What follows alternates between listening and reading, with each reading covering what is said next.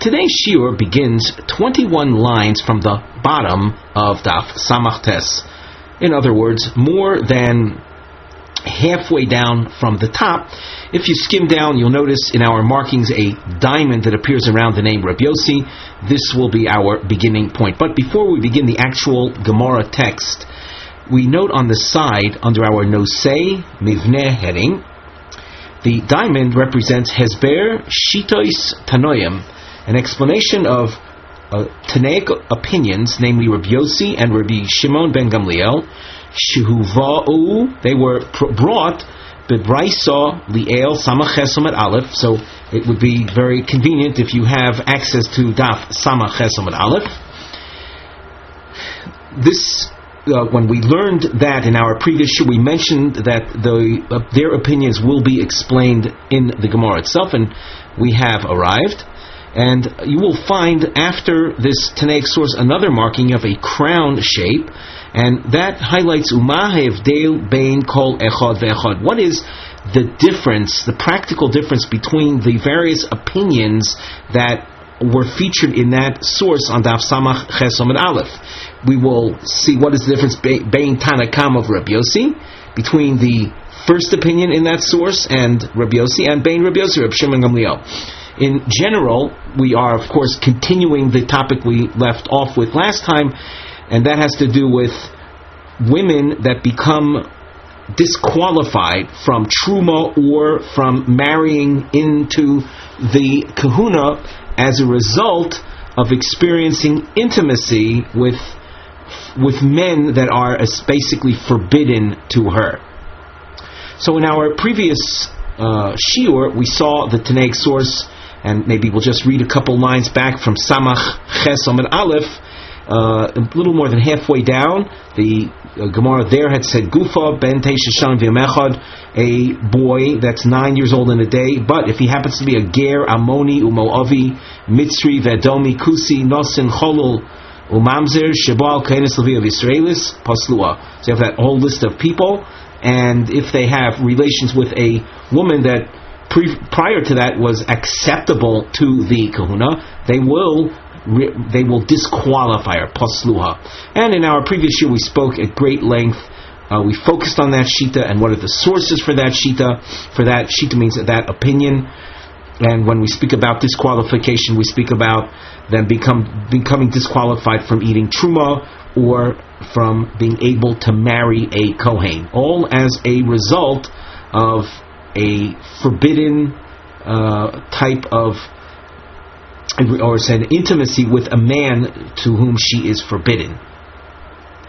And we should just mention, when we speak about forbidden, it's obvious that all cases of intimacy outside the context of marriage is something that is forbidden, but there are different levels of prohibition.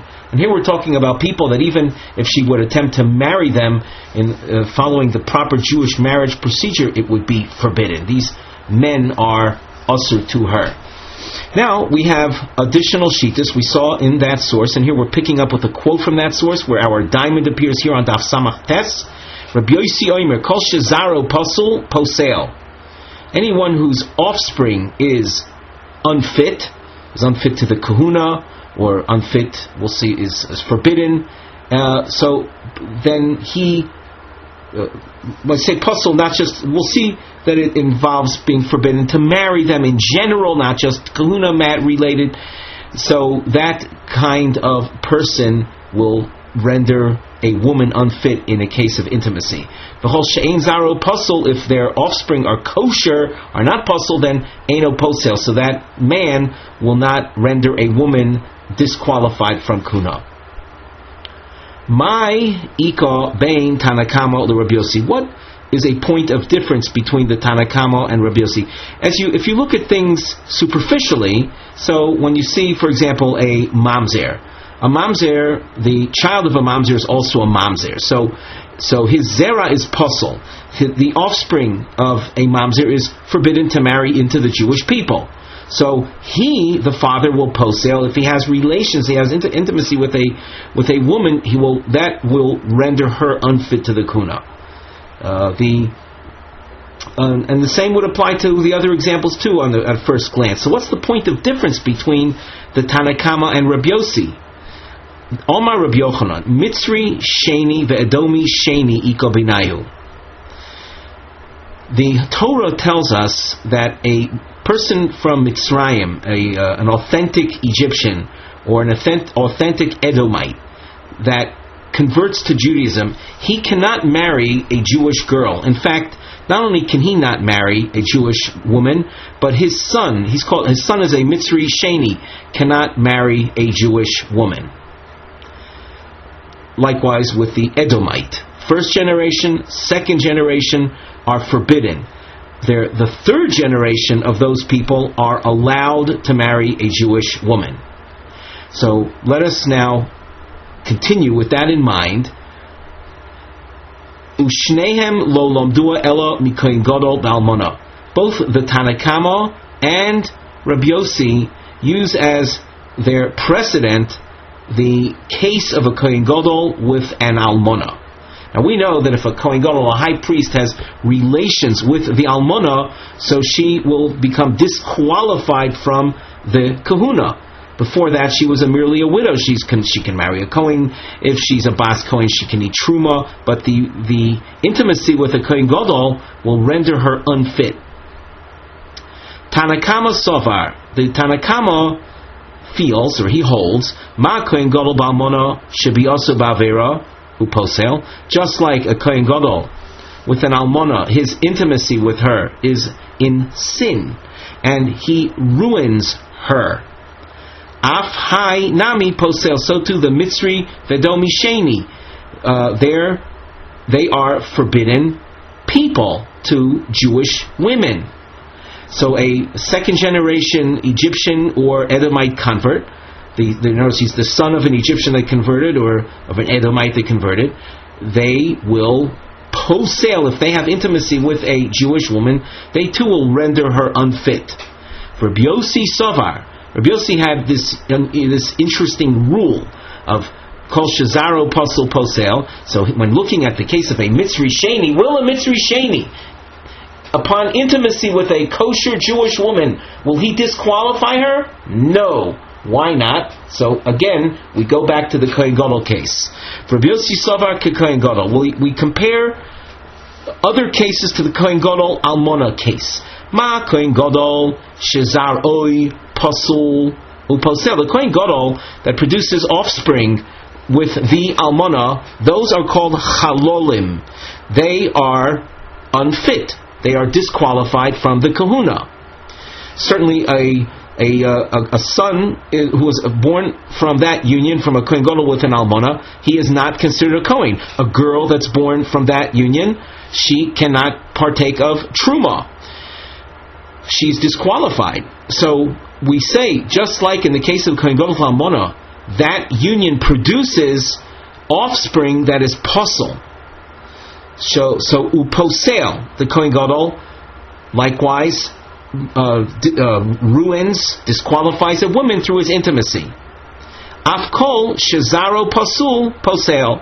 So to all other cases have to pattern the Kohen Gadol that their offspring are unacceptable, their offspring are puzzle, and they in turn, the father in turn, will disqualify a woman upon intimacy. Lafuki Mitzri Sheni, to the exclusion of that particular kind of person. A Mitzri Sheni, the Ein Zaroi Posel. The third generation Mitzri convert is allowed to marry into the rank and file Jewish people. So he is not Pasul. Dichtiv Bonim Asher Yuldu Lahem Dor Shlishi Yavoi Lohem Bekal Hashem. Their third generation can enter the Jewish people. Let us take a look at Rashi. Mitzri Sheni on the second line under the Gamora text in the Rashi wide lines. Mitzri Sheni Pasul. He himself is Pasul Vizaro kosher, but his offspring are kosher. L'tanakama kevan dehu Pasul, since he himself is unfit, Posla Babiyah, he will render a woman with whom he has intimacy unfit to the kahuna. The Rabiosi lo pasil, a Mitzri Sheni will not render a woman unfit because of the fact that his offspring are not considered unfit. To go over this last point, focusing in on Rabiosi, the daughter of a Kohen Gadol with an almana is a chalola. She is forbidden to the kahuna. The daughter of a Mitzri Sheni, it would appear from this Gemara that a girl born from a Mitzri Sheni would be muteris to marry a Kohen. Don't make a mistake, she herself is not a convert. Her grandfather was a convert. So that she's not considered a Gioris, but she's a third generation, and hence, as the Gamora says, it's not a case of Zera Apostle. The Gemara continues. Reb Shimon Gamliel, this is also a quote from Samach Ches Amud Aleph. Reb Shimon Gamliel Omer, Kol she'atanoisei bito atanoisei almanasai. Any type of person that you can marry his daughter, so you can marry his widow. The widow was not disqualified because of her marriage with that man. So now we have to analyze. That's a bit obscure, so let's make it more concrete. My iko bein Rabiosi Reb Shimon ben Gamliel. What is the difference between these two opinions? Omar Ula Ger Amoni Umoavi iko binayu. A person from Ammon and Moab who converted to Judaism.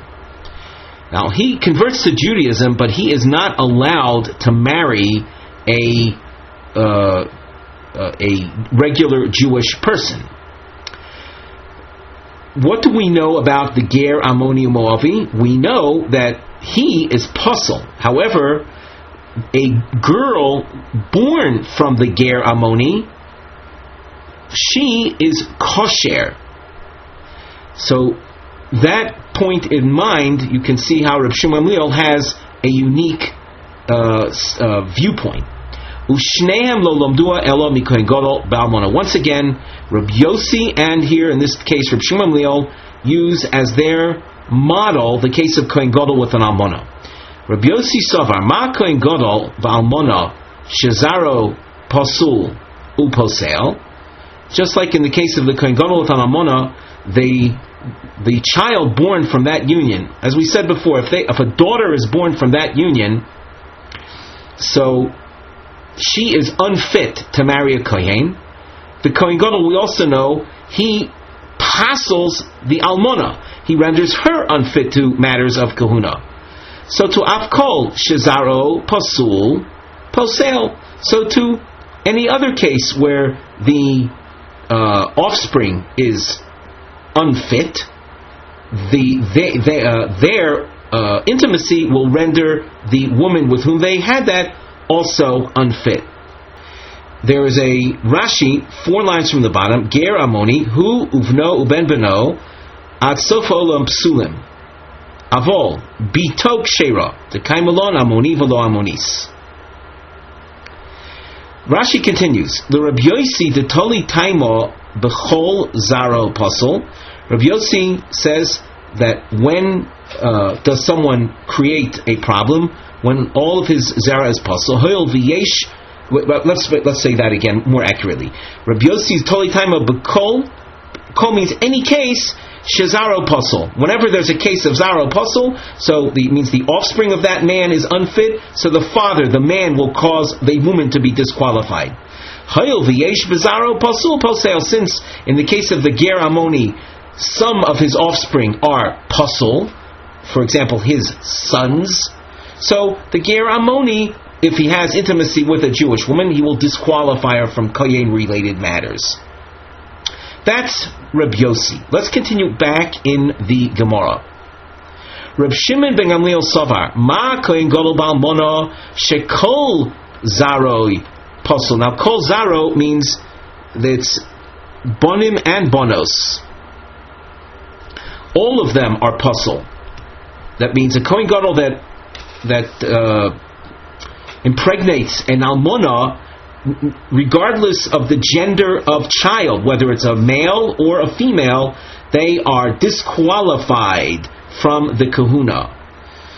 And therefore, and also we know about the Kohen Gadol, not only are all of his children disqualified, but he disqualifies through his intimacy. So too, we pattern the other kind of men that will render a woman unfit, af shekol zaro uposel. So to any other case where all of their offspring are unfit, he, in turn, the father, will render a woman through intimacy unfit.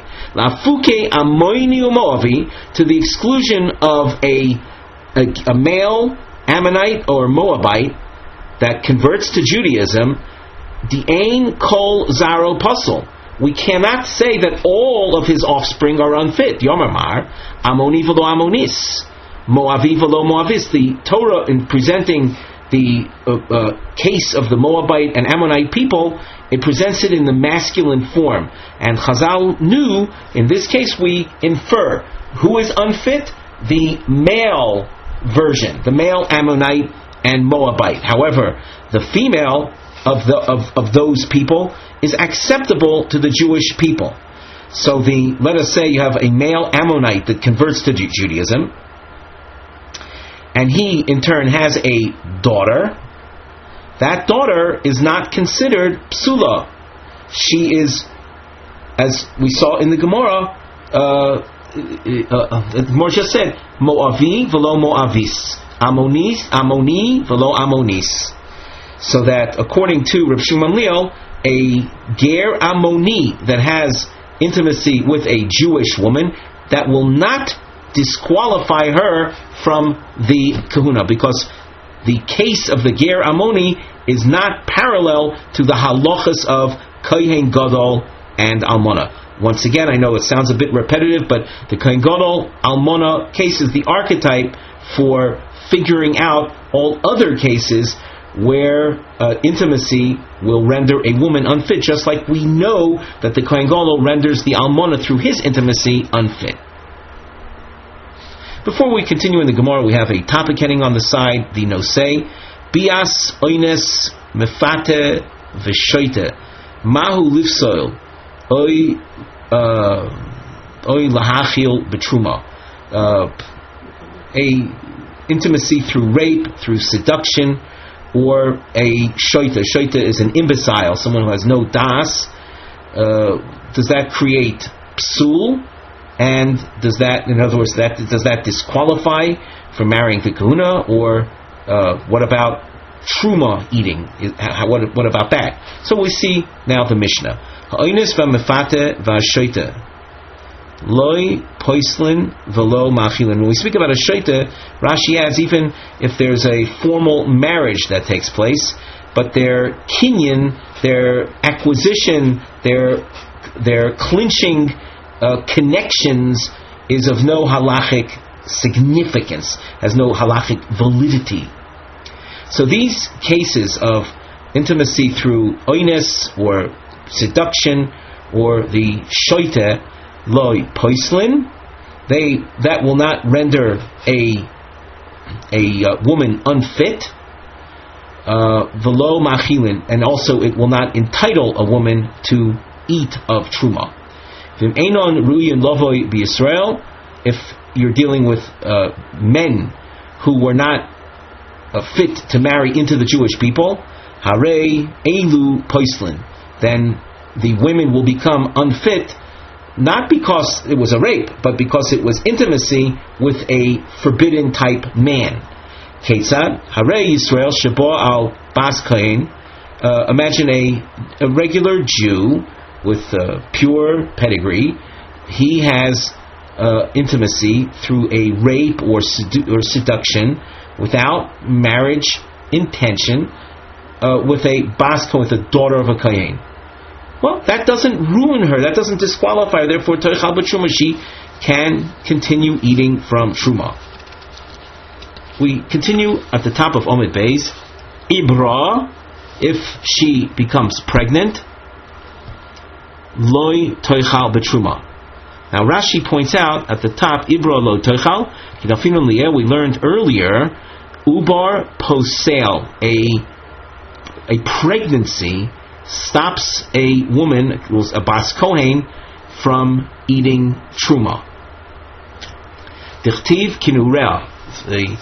The pasuk describes a woman who goes back to her father's house. She is if she is as she was when she was a young girl. In other words, not pregnant. Prat lemuberes. So in the state of pregnancy, she you have a even though again she's a bas Cohen, but the one that impregnated her was a Yisrael, so she does not partake of Truma. Nechtach ha'ubar b'me'ah, if the child was, let's say, aborted, it literally was cut up inside of her womb, tochal, she can eat from the Truma. Rashi adds not only that case, but even if she actually miscarried the child and it came out but dead. We continue. Harei Kohen Shabo al Bas Yisrael. A Cohen rapes or seduces a Bas Yisrael. Loi toichal b'truma. She does not get the rights to eat truma simply because she's not married to the Cohen. He just had intimacy with her outside the realm of marriage. Ibra loi toichal.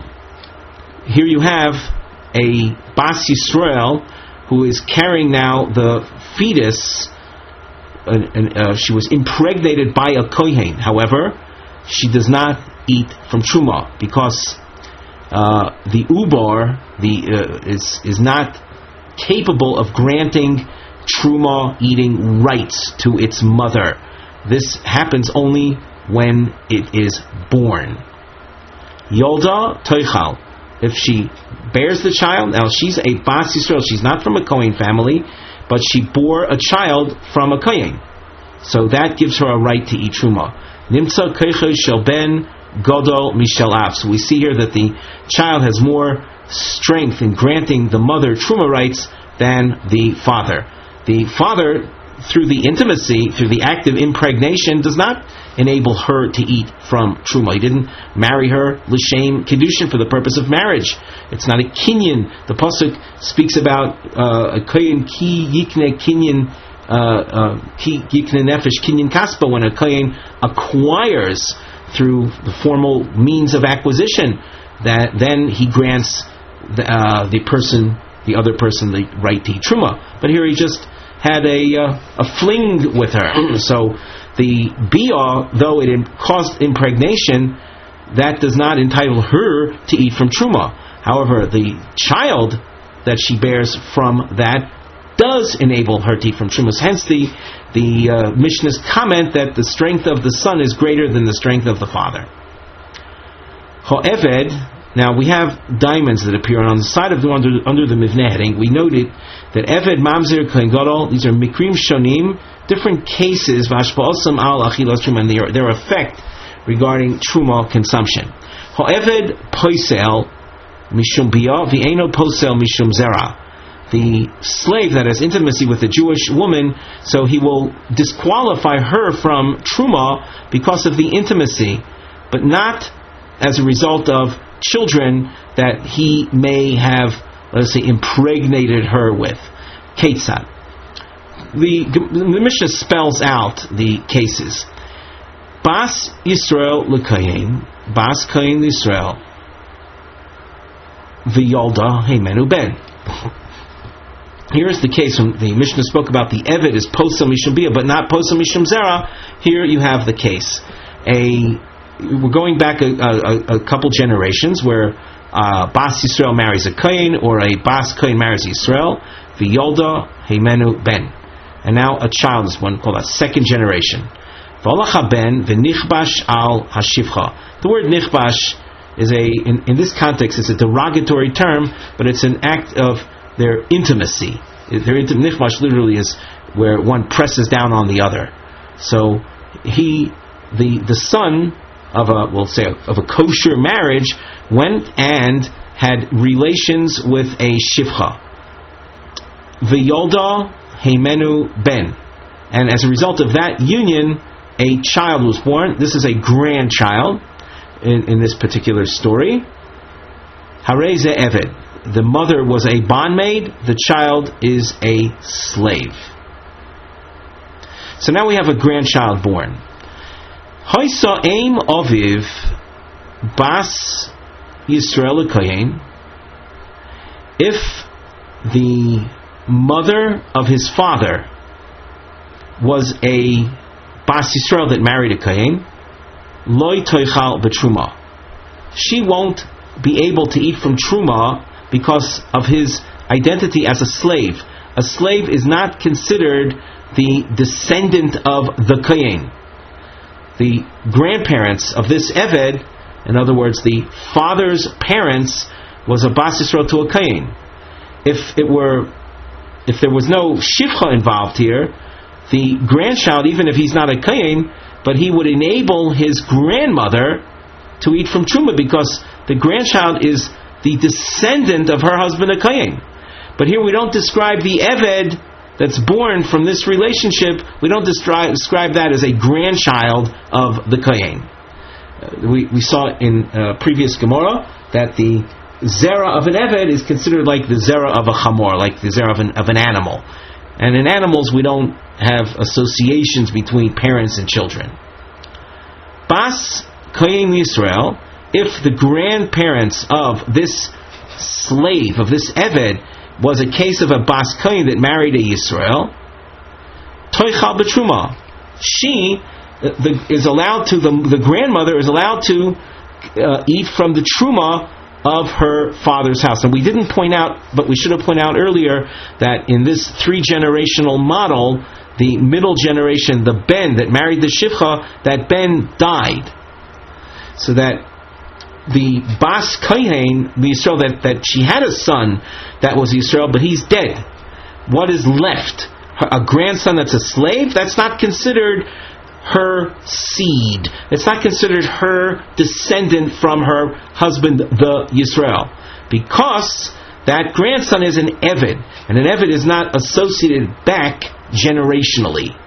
So, as a result, you have a case of a Bas Kohen that she is not disqualified from the Truma of her father's house because she is not a woman that has descendants from a Yisrael. Mamzer, Posel, Umachil. The Mamzer is capable of rendering unfit and capable of granting Truma rights. Ketzad. So again, we construct the case. Bas Yisrael L'Kohen, Ubas Kohen Yisrael. We have a couple, kosher couple. One's a Yisrael, one's a Bas, as a Kohen. V'yolda Heimeno Bas, and a daughter was born. V'holcha Habas V'niseis Levet Oiv Kechavim. And that daughter of the kosher marriage went ahead and married a slave or a Gentile. V'yolda Heimenu Ben. Harei zeh mamzer.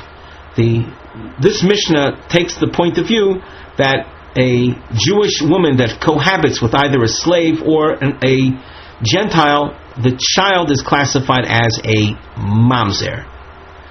That is a point that you will find different opinions on that matter, but that's the position our Mishnah takes. So we have a grandchild, it's a mamzer.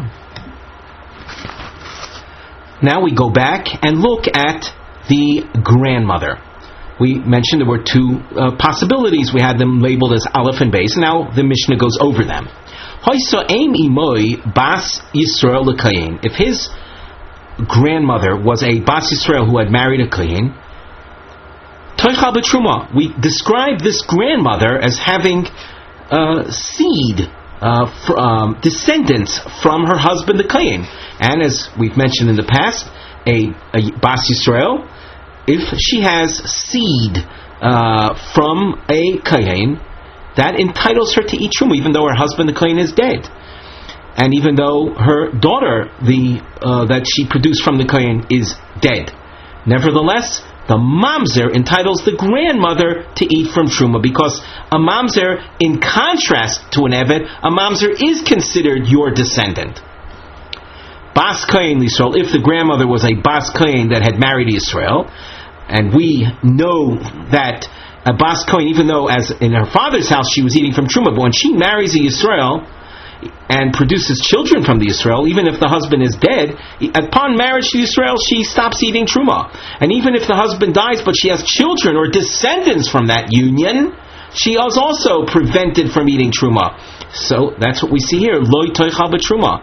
This grandmother, Bas Kohen, cannot go back to her father's house to eat from Truma, because the mamzer is considered her descendant.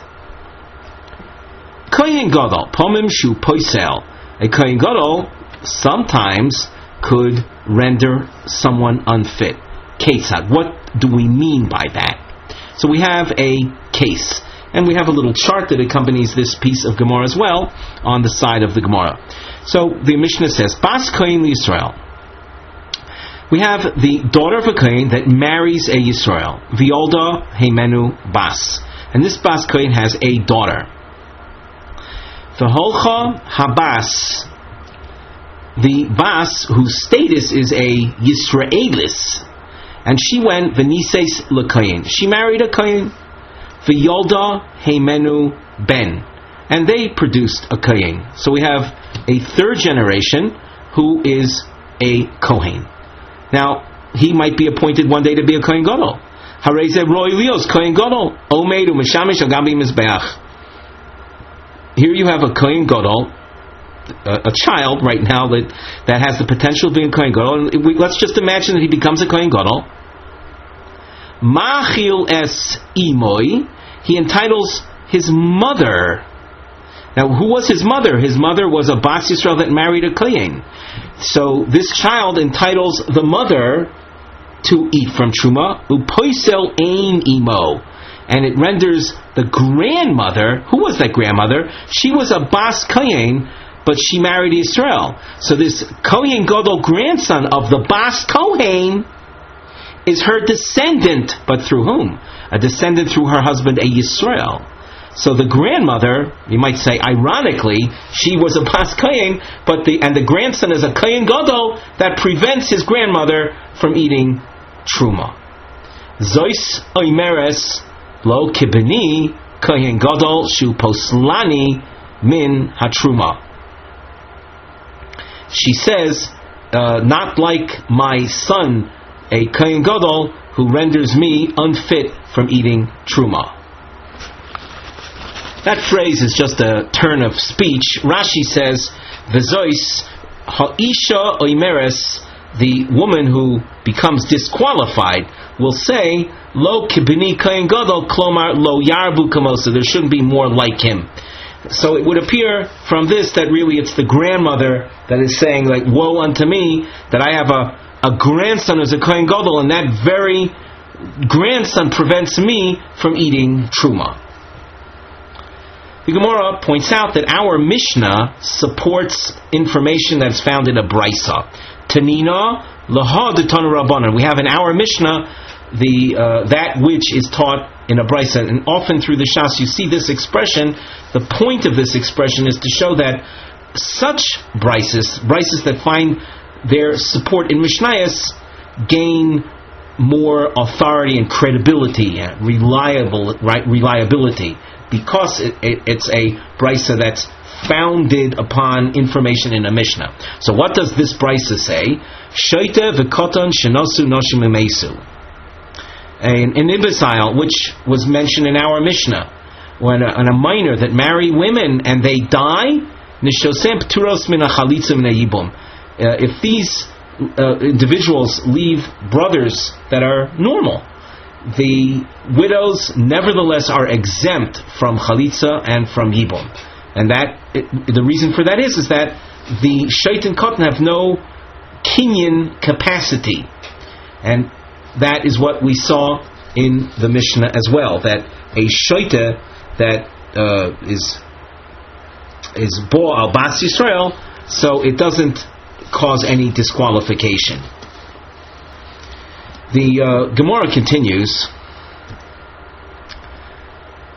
Ketzad Hare Yisrael Shebo al Bas Kohen, a Yisrael without Kiddushin, he just has intimacy with a Bas Kohen. Toichal b'truma, the fact that he has intimacy with her doesn't disqualify her from eating truma from her father's house. Ibra loy toichal. If she becomes pregnant, so she is not to eat the truma. The Gemara raises a question, and we should point out before we go any further, we have a topic heading on the side as well as a structural note that follows. The topic heading reads as follows: Bebias oines, a intimacy through a rape. In Bo Yisrael al Bas Cohen.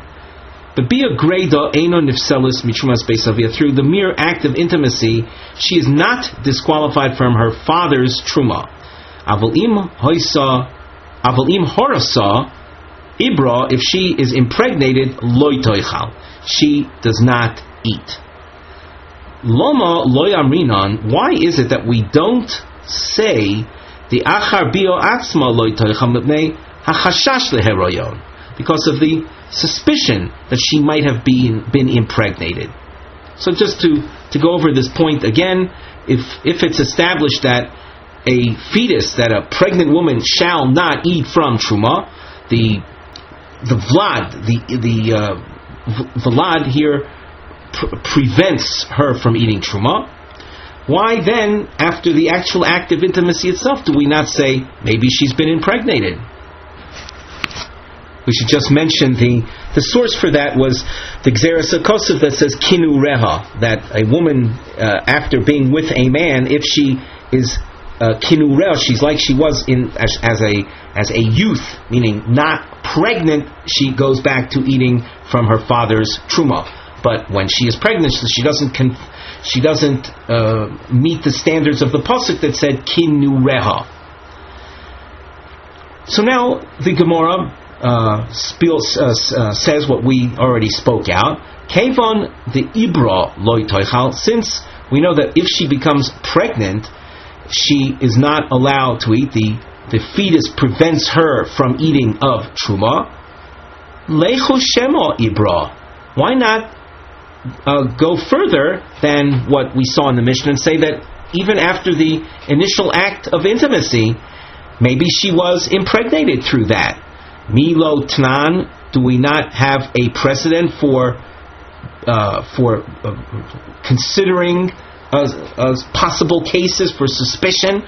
We have a source, and this source is referring to a case where women got mixed up at the time they married.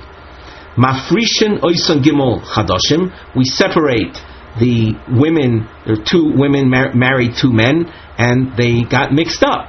So we have to separate the couples we keep the women away from the men for 3 months. Shema mu'uborois hein, because of the suspicion that there might be pregnancy.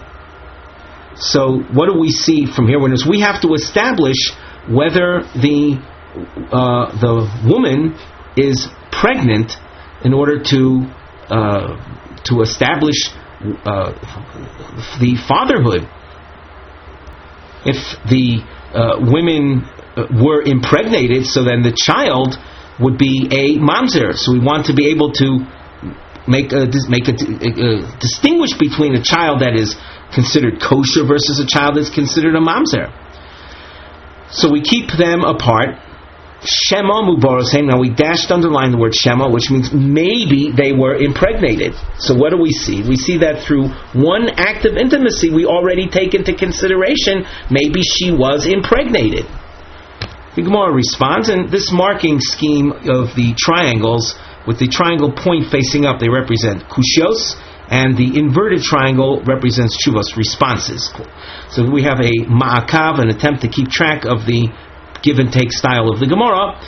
So the Gemara responds, Omar Rabo Bar Ravuna Liyuchasin Choshishu L'Truma Lo Choshu. When it comes to matters of pedigree, so we exercise caution and concern. That is characteristic of the case where the married women got mixed up with their husbands. However, for Truma eating purposes, we don't consider that possibility. So as long as we don't know her to be pregnant, we allow the Bas Cohen to continue eating Truma from her father's house. Question, Ula Truma lo chashashu, is that really so? That regarding matters of eating of Truma, they don't exercise caution and suspicion? V'hatanya, we have the following Tanaic source, Hareze Gitech, Sho Achas Kedem Misasi. A man presents a divorce document and stipulates that I want this get to take effect one moment, Sho Achas, an hour before, a moment before he dies. So that as long as he's alive, if he's alive for the next 20 years, so she's still fully married to him. When does the divorce kick in? When does it take effect? An hour before he dies. Asura lechol betruma miyad. She becomes prohibited immediately from eating of truma. Why? Because we're choshesh. We suspect that he might die within the hour. At any given point, a person might die, and the hour before that is already a time when she would be prevented from eating truma. We didn't spell out, but we shouldn't rely on the obvious. When we're talking about a couple, a woman that was married to a Cohen, and only because she was married to the Cohen was she able to eat truma. If he divorces her, so she cannot eat from truma. Well, when does the divorce take place? It takes place an hour before he dies. When is that? Well, we don't know. And as a result of that, we are choshesh. We exercise suspicion and restraint and caution, and we say she has to stop eating truma immediately. So we see that in the realm of truma, we are also cautious and suspicious. Ella, well, if that's the case, then why, if a Yisrael rapes a Bas Kohen, why is she able to continue eating from Truma? Maybe she was impregnated. Ella Omar Rabo Bar Rav Huna. It's true regarding Truma, we would be choshesh. Benisuin chosheshu. When you're dealing with a married couple, as was the source that we read just before, Hareze Gitech Shachas Kohen Misasi, there was a case of a married couple. So in married couples, we're choshesh. We're choshesh. And we should point out also regarding in the case of married couples, so there were choshesh. However, biznus lo chosheshu. In the case of znus, frivolous acts of intimacy, there we're not concerned. Why is that? So, in the case of znus, a woman does not want to become pregnant from an act of wanton, of frivolous intimacy, and therefore immediately after the act itself of intimacy, the woman will flip around. She'll turn her body around in a rapid fashion so as to prevent the male seed from impregnating her. In the case of married couples, so that obviously doesn't take place. The Rashi explains benisuin. If Rashi, what we're looking at is on the first of the widest lines under the Gamora text. Benisuin kigon shnischalfu b'knisasan lechupa. We had that case before of the couples that got switched around at the time of their initial intimacy. Chosheshu l'shem u'nisabru. We kept them apart for 3 months because of the possibility that maybe she became impregnated.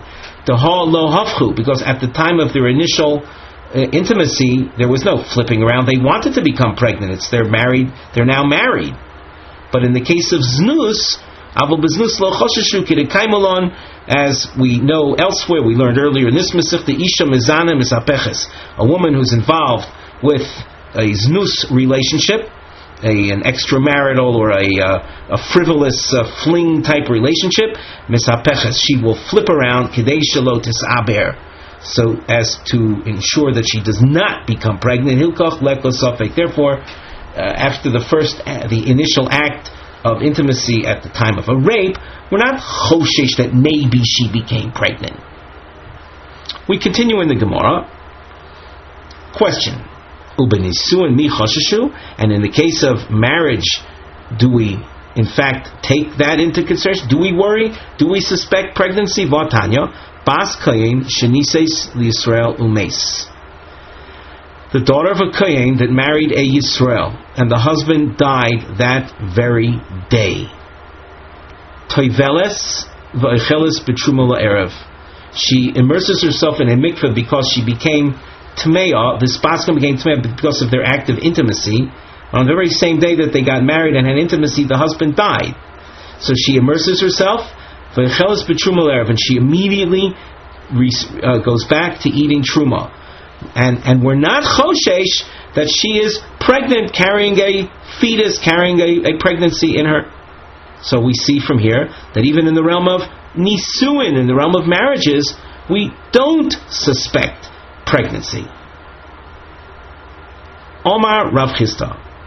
Rav Chisda explains that in principle we do suspect pregnancy. However, up till 40 days, the first 40 days of, we'll say if there was actual conception, the first 40 days the child is considered Maya Bi'alma. It's not an entity that's considered of significance enough to restrict her from Truma. So Toiveles v'echeles ad arboim. De'i lo ma'abra, lo ma'abra. If she's not pregnant, so she's not pregnant, she didn't conceive at all. De'i ma'abra, if there was conception, and she's pregnant, ad arboim, for the first 40 days, Maya Be'almo hi. The fetus is considered mere water, and therefore it's not considered an ubar that is posel. It's not considered the fetus that we described before as something that would render a woman unfit or disqualify her from her father's truma. Omar le Abaye ihachi ema seifa. So Abaye raises a question by saying, state the seifa. Hukar ubra b'mea te mikukeles l'mafreya. When the woman is recognized as being pregnant, so it ruins her retroactively. Now we dash underline the word l'mafreya. That retroactively would sound like all the way back. When you just got finished saying that for the first 40 days of pregnancy the vlad is insignificant, it doesn't ruin, but according to this it does ruin. The Gamora says, my mikukeles, what does that mean? Mukukeles, what does mukukeles mean in this source? Ad arboim. In other words, if we say the vlad becomes recognizable after 90 days, 3 months. So for the last, we will say for 90 days, we'll say for the last 50 days she's considered mikukeles, and if she's a bas Cohen to Yisrael, so we know that any truma that she ate would have been unfounded. She should not have eaten any truma, and there might very well be questions in terms of compensation and paying for what she did, but that's true up till the initial 40 days. Before we continue with the Gamora, we glance at the side where we have a topic heading, Habo al arusoso beveis chomiv, ma din havlad. The term arusa we've mentioned many times. This is the first of 2 stages in consummating a Jewish marriage. The first stage is where the man gives the woman money, is one of the possible ways, and that makes her an arusa, and it's called kiddushin. However, the husband and wife are not living together yet. There's a certain gap in time, and eventually they have chuppah, they go under a marriage canopy, and that consummates the marriage, which is accompanied with intimacy. But in the meantime, when she is an arusa, she's still living in her father's house. Now, our Gemara describes a case of an orus having intimacy with the arusa in her father's house. What is the status of the child? Now, the main point we didn't mention. We're dealing with an arusa that is chashuda, that she is suspect of leading, we'll say, a loose moral life. Now, the Gemara. Itmar habo al arusasu beveis chomiv. Rav Omar havlad mamzer. Rav says that the child is illegitimate, and Rashi adds, very importantly, even if both the man and woman agree that the orus, the husband, had relations with her. So Rashi says Havlad Mamzer. We're looking at Rashi in the middle of the wide lines under the Gemara text. Even though they both admit that they had intimacy together, Chayshinon, we are suspect. Since she is loose, she's unbridled. Someone else may very well have had relations with her, and she's pregnant from him. Now, an arusa is, halachically speaking, a married woman, and any intimacy that a married woman has with us will produce offspring that are mamzerim. We continue in the Gemara. Ushmuel Omar Havlad Shtuki, and we should also point out structurally we have two lashonos. They're accompanied in our Gemara markings with Roman numerals 1, and the second line from the bottom, a Roman numeral number 2 will appear. We therefore continue with Shmuel's opinion, who said the Vlad is a shtuki. Now shtuki, Rashi says sofek mamzer. It's a mamzer, but doubtful mamzer. We're in doubt. The kosher is the child a pregnancy as a result of the orus, the husband, mi'inish achrinahu, or from some outsider. Hilkoch mamzer sofekhu. So now we continue in the Gemara. Omar Rava, mistabra milse de Rav. Rav's ruling that the child is a mamzer. The daimo me'almo avolo daimo. Let's read that again. The daimo me'almo. Rashi, mistabra milse de Rav de mashvile mamzer vadai. The daimo me'almo. What does that word daimo mean? Shechashuda me'acherim. She is suspect of being with others. The leko la'achshuri kishar b'nei dumo shem ksherim. In general, when you have children that are from mothers that are suspect, and we say the children are ksherim, dosam kevon denesua hi, since in those cases she already consummated her marriage with her husband, we have a rule, rod bilos halocha harabal. The majority of intimacy of a woman would be with her husband. But here we're dealing with a worse case. We're dealing with a woman who hasn't had chuppah yet. She hasn't consummated her marriage with the orus. So therefore we don't treat this case of suspicion as leniently as we would the other cases of suspicion where you're dealing with a mother that had already fully consummated her marriage with the husband. Let's continue in the Gemara. Rava continues by saying, Avolo daimo me'almo, if there's no suspicion that she was with other men, basra didei shadina lei, we would ascribe the child to him, to the orus, and the child would be kosher. Omar Rava, Meno Aminola. Now we have a diamond that we use here to highlight the names Rava and later Abaye. So Rava says, Meno Aminola, from where do I know to say that? The distinction that Rava just made was when she is suspect of being with others, that's daimo me'alma, so then we have to lean strictly. But where she doesn't have this suspicion of being with others, so then we are lenient, we'll machshir the child. So the Gemara continues with answering the question of how does Rava know that? Dikotani, Yolda, Tochal. The case of the Anusa or Mefuta, Bas Yisrael to a Cohen. So Cohen had raped an Anusa, had raped a victim or seduced a girl.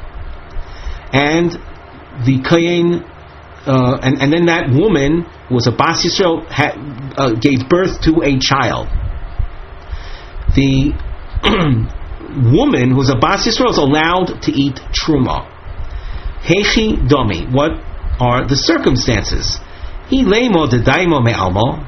If you say that she's suspect of having relations with others, Yolda mai tochal. If she has a child, why should she be allowed to eat Truma?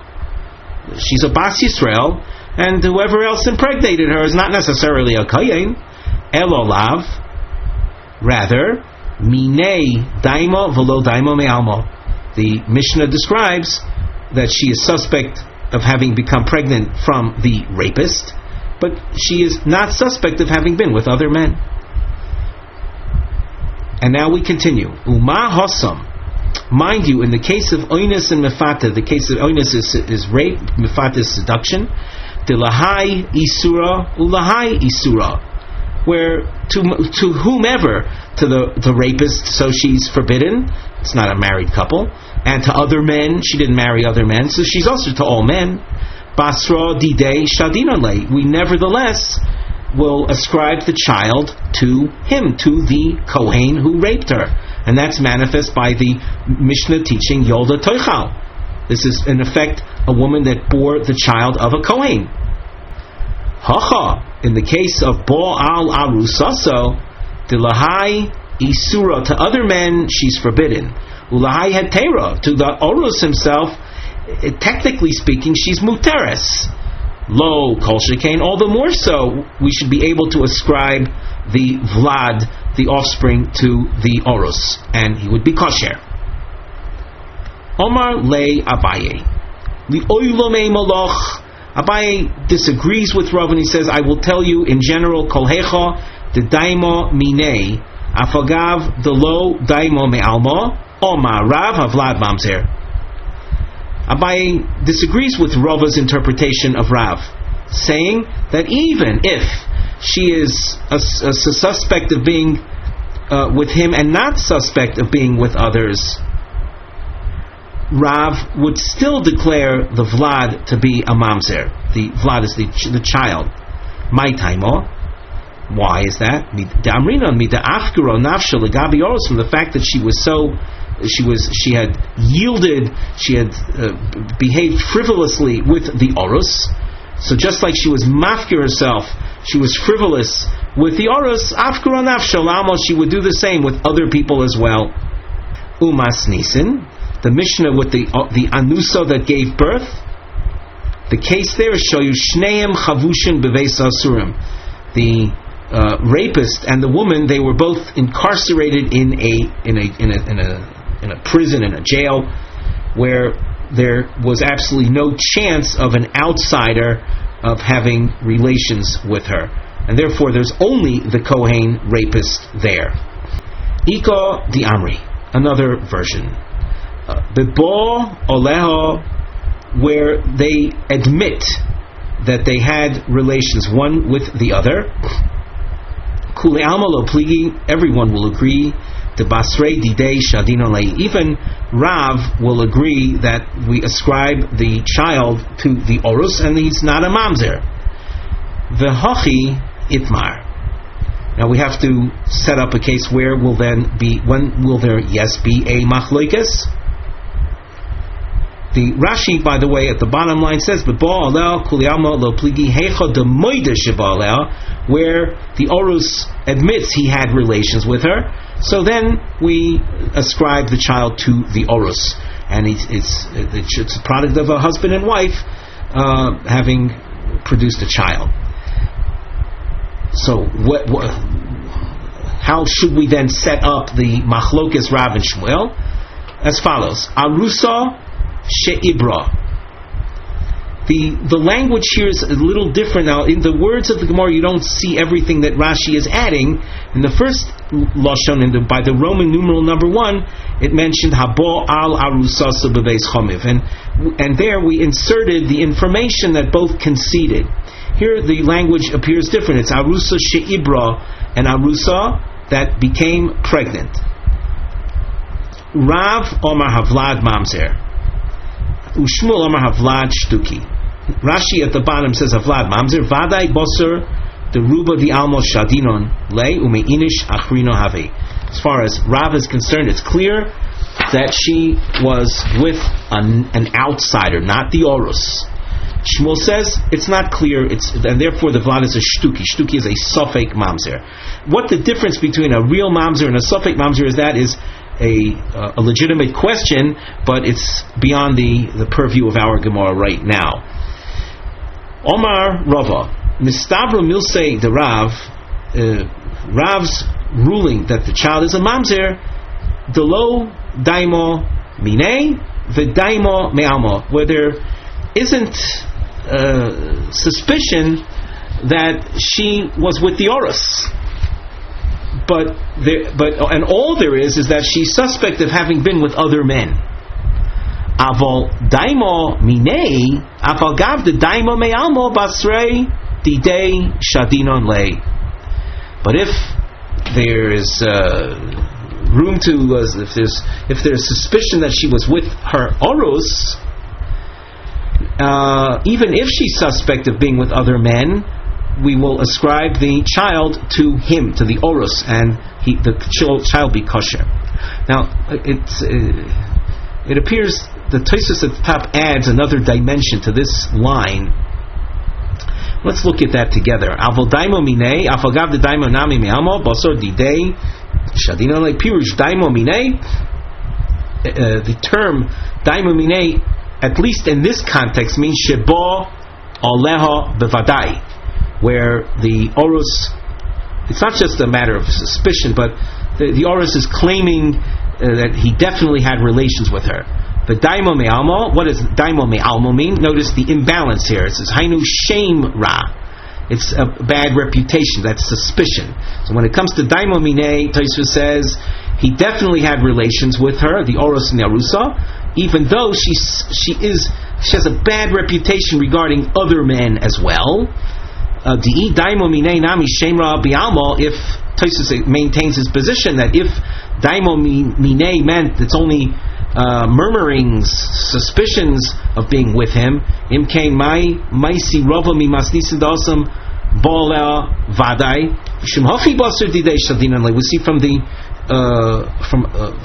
proof that Rava brings, he's bringing proof from a case where the man definitely had relations. The case of the rape, he definitely had relations with her.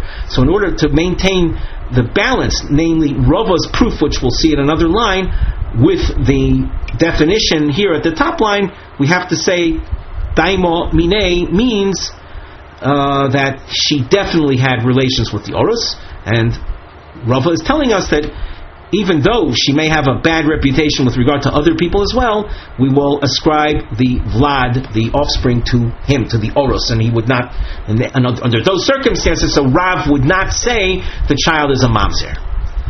And we continue. Omar Rava, notice you'll see the similarity of style, and that's why we use these markings so that you can see that the diamonds appear again under, you have Rava and later Abaye. So Omar Rava mino amino law, from where do I know my point? Dekotoni, it says in the case of an anusa bas Yisrael, a woman who was a bas Yisrael was raped by a Cohen, Yolda tochal, if she bears a child from that rape, so she's entitled to eat Truma, even though she's a Bas Yisrael. She's entitled to eat Truma because she bore the offspring, the seed of a Cohen. Hechi dami, ilemo de daimo mine velo daimo me almo. If the relations were with him and she doesn't have any reputation of being loose with other men, do I need to be told the obvious, that she's allowed to eat Truma? That's obvious. Why is it obvious? Because she has the child of a Cohen, and the Torah tells us that when a woman, even though she's a Bas Yisrael, has the child of a Cohen, that entitles her to eat from Truma. Elolav, in order for the Mishnah to justify itself and tell us things that are beyond the obvious, you have to say the daimo nami me'almo, that we know she was raped, but she also has a reputation of being loose with other men. And we reason, Uma Hosam, there in the case of the Oinus, Dilahai Isura Ulahai Isura. To the Cohen that raped her, she was forbidden. She didn't marry him. And to outside men, she's forbidden. And yet, Basrei Didei Shadin Alei, we're willing to ascribe the child to the Cohen who raped her by witness of the fact that she is entitled to Truma. Where we're dealing with the Orus that had relations with her.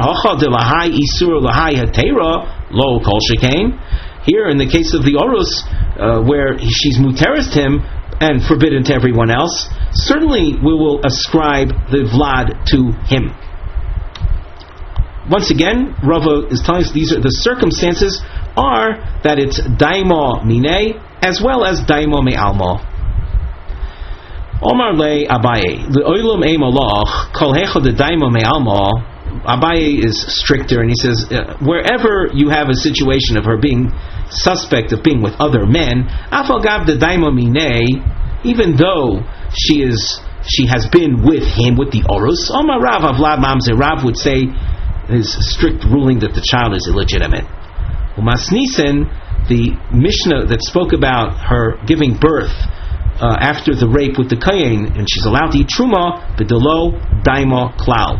She is not suspect at all. She's a fine, upright woman, not suspect at all of being with other men, so she is therefore entitled to eat from Truma. The Rashi says on the third line from the top, Umasnisim Lo Daimo Klal, Mekami Hochi, before this, Lav Minei V'Lav Me'almo. She wasn't suspect of being with anybody, not the rapist and not anyone else. Hilkoch Itzruch Lashminan, therefore it's important to tell us that Toichal, that she's entitled to eating Truma, Jamrinon Bahach Bio Nisab, we say that this act of intimacy, the rape or the seduction that through which she became pregnant, again, from the Cohen. Ho'eved Poisel Mishum Bio, V'eno Posel Mishum Zera. A slave with a Jewish woman, the intimacy is that which renders the woman unfit, and it's not the fact that there may be offspring from the Eved. My time, why is it? And as the case of the offspring of the Eved, we saw that described in the Mishnah. So why is it that a descendant that's an Eved is not considered a disqualifying factor? Omar Kro, the Pasuk in describing slaves says, Ha'isha v'yoladea tieh ladoneha. This is dealing with the case of an Eved Ivri that marries a Shivcha Kanainis, and we saw that described. We saw in a description along those lines in the Mishnah. That when the Mishnah described a regular couple giving birth to a son, and the son went with the shivcha, so the pasuk says, well, if a Jewish fellow goes with the shivcha, the shivcha and her children belong to her master. They're not associated with you, so they're considered unrelated, and hence it's not considered your zera. Mamzer posel umachil, and that too we saw in the described in the Mishnah. Tonu Rabbanan. The pasuk says, "V'zera ein lo v'shava el beis aviha." A Bas Cohen that was married to a Yisrael, so during their marriage she could not eat Truma if he dies, leaving no children, so she goes back to her father's house. Ein li ela Zaro. From this I see that only immediate children would prevent her from eating Truma, children from the Yisrael. Again, we're dealing with a Bas Cohen that had married Israel. Zera Zara Minai. From where do I know that grandchildren that are descendants from her union with the Yisrael would also prevent her from eating Truma? Talmud Lomar V'zera Ein Lo Mikol Makom. When the pasuk says Zera, means all kinds of all circumstances of Zera, not only first generation, even second generation. I should say not only children but grandchildren. Ein li ela Zera Kosher. Zera Apostle Minayin. From where do I know that the same applies to descendants that are not kosher? For example, a mamzer. Talmud Lomar V'zera Ein Lo. The word Ein is spelled Aleph Yud Nun. The Yud in that word, the word could have been spelled Aleph Nun Ein Lo, but there's a Yud Ayin Allah. This tells me to look into her, meaning if you don't see children, but check out further, maybe they're grandchildren that are descendants through the Yisrael husband that she had. the Gemara asks, how can you say? Actually, let's go over that last point again. The Gemara was asking Zara posel minayin, and the Gemara answered Zara ein law means ayin law. Check out meaning all possibilities of Zara, whether it's kosher Zara or mamzer Zara. The Gemara asks va'afikte l'zera Zara, but I already used the pasuk of Zara ein law for grandchildren. The Gemara says you don't really need the pasuk to serve as a source for grandchildren. Zera Zaro lo itzterich kra. I don't need this pasuk for that, because we know from elsewhere b'nei bonim harei hein kebonim, that grandchildren are considered like children. He itzterich kra. For what do I need this pasuk of Zera ein law? Lezera pasol, like a mamzer. Amalei Reish Lakish l'Rabbi Yochanan. Reish Lakish asks Rabbi Yochanan concerning our Mishnah that declared that an Eved, a slave or an idol worshipper or a Gentile that had relations with a Bas Yisrael, that the Vlad is a mamzer. That was described. That was described in our Mishnah, which said V'holcha Abbas v'niseis le'eved o lo'ived kechavim v'yolda himenu ben areza mamzer. So we see our Mishnah taking a stance that an Eved or an Akum that has relations with Bas Yisrael, the child is a mamzer. So Reish Lakish asked Rabbi Yochanan, Rabbi Kiva, is our Mishnah the opinion of a solitary authority, that of Rabbi Kiva, Damar Yesh Mamzer Mechayve Lavin? According to Rabbi Kiva, this is an opinion we've seen many times till now, that relations that are forbidden to the tune of a negative command, a loisase, what we call lavin, that's the plural of the word lav, that relations that are also to the tune of a lav produce even something as minor as a lav, in contrast with the more severe prohibitions like kores and misas bezdin. Even these kind of relations produce mamzerus. So what is the level of prohibition of a cohabitation, or let's say marriage to or cohabitation with a slave or a Gentile? It's not punishable by court execution, and it's also not chayav kores. It's a negative command that's being violated. Who says that kind of relationship produces mamzerus? Well, that's Rabbi Akiva. So are we to say that our Mishnah reflects the opinion of Rabbi Akiva? The Gemara says no. Afilu teimo rabbanan. Even according to the rabbanan, that in general, those kind of relations that are isurei lav, they are prohibited as simple negative commands, don't produce mamzerus.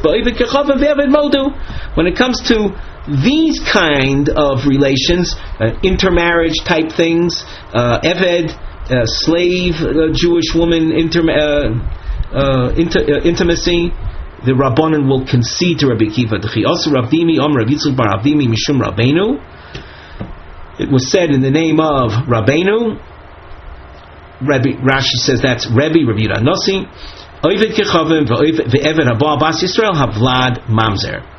Now, we've mentioned many times during our Gamora marking shiurim that we do not claim to take a stand on applied halacha, on halacha lamaisa. But here it's important to note that this is a case that needs to be researched down to the final accepted halacha, because if we were to, let's say, stop at this point and say this is the halacha, you must realize that any Jewish woman that intermarried, and unfortunately there's a massive national plague of intermarriage that afflicts our people, so all those children would be mamzerim, and that you can imagine the widespread ramifications of that. Again, only assuming that this would be accepted as the final halacha. I can assure you that this is not the last word, and this is something that you would have to look into before coming to conclusions. But we must repeat time and time again how the Torah and Judaism has no room for intermarriage. The Jewish people are a separate people.